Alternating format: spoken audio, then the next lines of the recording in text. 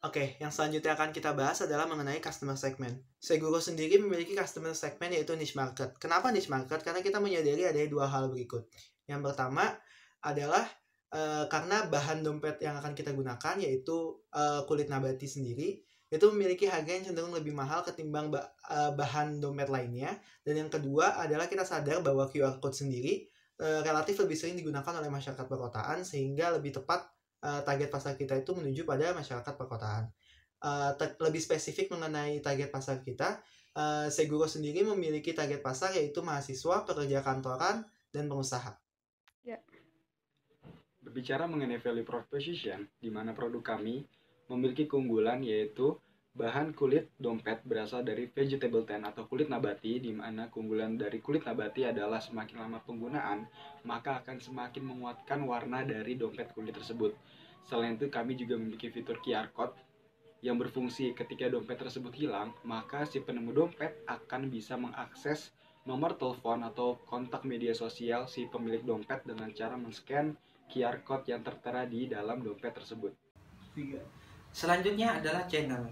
Channel merupakan sarana bagi kami untuk menyampaikan value proposition produk kami kepada pelanggan.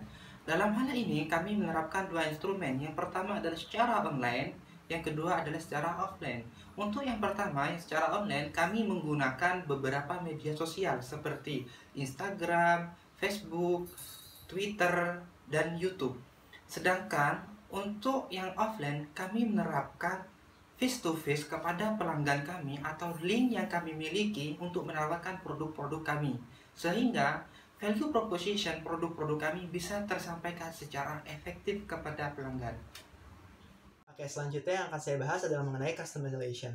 Terdapat dua hubungan besar yang hendak kita bangun dalam customer relationship ini. Yang pertama adalah personal assistance dan yang kedua adalah co-creation.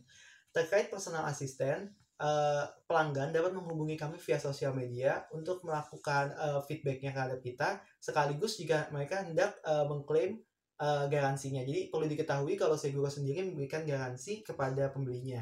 Nah, yang kedua adalah terkait dengan co-creation. Jadi kita membuka ruang seluas-luasnya bagi pembeli kita untuk melakukan review terhadap produk kita, bisa melalui sosial media kita atau bisa juga melalui website yang nanti akan kita buat seperti itu. Selanjutnya adalah aliran penerimaan atau revenue streams. Aliran penerimaan atau revenue streams dalam bisnis ini termasuk fixed menu pricing. Artinya aliran penerimaan bersifat tetap karena harga yang ditawarkan juga bersifat tetap, tidak bergantung pada waktu ataupun seberapa banyak jumlah pembelian yang dibeli oleh konsumen. Produk ini dijual secara langsung kepada konsumen melalui pameran-pameran yang diadakan, serta juga melalui sistem pre-order di mana pembeli dapat memesan sebelum mereka membelinya. Yang ketiga, pembayaran produk ini dapat dilakukan melalui pembayaran langsung ataupun cash, dan juga melalui transfer bank ataupun transfer melalui virtual account seperti GoPay ataupun OVO. Selanjutnya adalah key resources. Seperti yang kita tahu bahwa key resources itu berkaitan dengan berbagai macam sumber daya yang dibutuhkan untuk mendukung jalannya aktivitas sebuah perusahaan. Dalam hal ini untuk mendukung aktivitas bisnis dari perusahaan kami, yaitu bisnis produsen dompet kulit, maka resources yang digunakan itu yang pertama adalah berkaitan dengan bahan baku. Bahan baku yang kami gunakan adalah bahan baku kulit nabati. Nah, ini kita dapatkan dari supplier kami.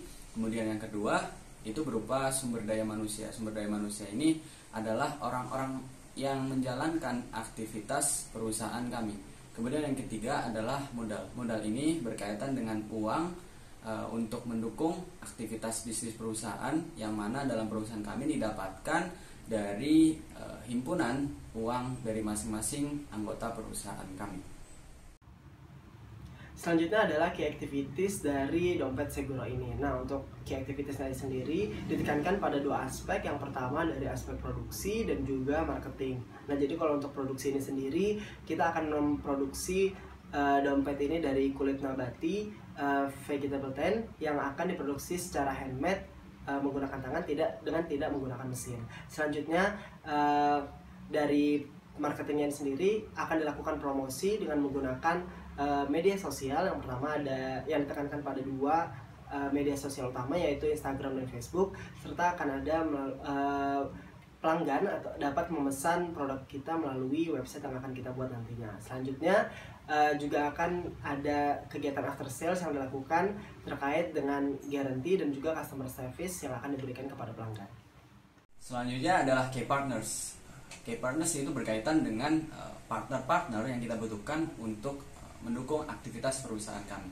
Nah, dalam hal ini partner yang kita butuhkan itu yang pertama berupa vendor. Vendor ini adalah pihak yang menyuplai produk dompet kami untuk sementara ini karena kita belum produksi sendiri. Kemudian yang kedua itu berupa jasa pengiriman atau logistik. Hal ini digunakan ketika customer kami itu berasal dari berbagai macam daerah di seluruh Indonesia yang mana membutuhkan jasa pengiriman.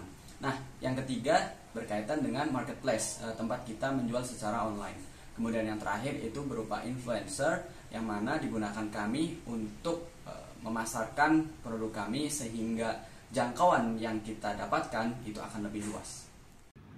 Yang terakhir adalah cost structure. Total cost dari bisnis ini sebesar Rp6.020.000, terdiri dari produksi 24 buah dompet sebesar Rp5.400.000 dan cetak 24 QR code sebesar Rp120.000, dan yang terakhir untuk biaya marketing termasuk dalam Instagram dan Facebook Ads itu sebesar Rp500.000.